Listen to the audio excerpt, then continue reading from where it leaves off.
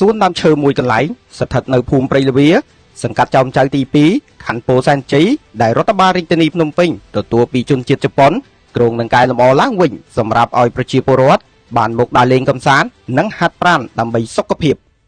ដើម្បីឲ្យគម្រោងនេះលេចចេញជារូបរាងឆាប់ៗនារសៀលថ្ងៃទី13ខែកក្កដាឆ្នាំ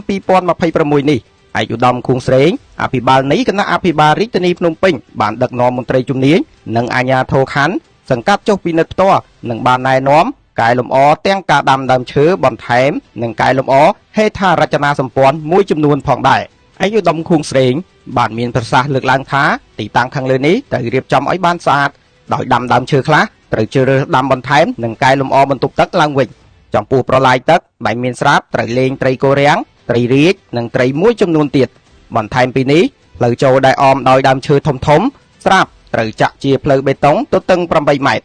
គម្រោងនេះអាចនឹងរួចរាល់នៅបំណាច់ឆ្នាំ2026ឬដើមឆ្នាំ2027ក្រោយកែលម្អឡើងវិញរួចរាល់រដ្ឋបាលរាជធានីភ្នំពេញនឹងសម្ពោធដាក់ជូនបងប្អូនប្រជាពលរដ្ឋចូលមកដើរលេងកម្សាន្តនិងហាត់ប្រាណដើម្បីសុខភាពឯកឧត្តមខួងស្រេងក៏បានបញ្ជាក់ថាទីតាំងនេះមានផ្ទៃដីជាង3ហិកតាយើងត្រូវរៀបចំឲ្យមានធុងសម្រាមនិងមានបងអង្គុយលេងផងដែរគូបញ្ជាក់ថារដ្ឋបាលរាជធានីភ្នំពេញទទួលបានសួនដើមឈើខាងលើនេះពីលោកស្រីមីឈីកូកាន់សាគីភរិយារបស់លោកកូឈីកាន់សាគីជនជាតិជប៉ុនតាមរយៈការចុះហត្ថលេខាលើកិច្ចព្រមព្រៀងប្រគល់ជូនដោយលោកស្រីមីឈីកូកាន់សាគី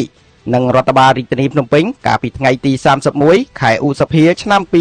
2022លោកកូឈីកាន់សាគីជាស្វាមីរបស់លោកស្រីមីឈីកូកាន់សាគីគាត់ស្រឡាញ់ប្រទេសកម្ពុជាហើយក៏ស្រឡាញ់ធម្មជាតិដែរ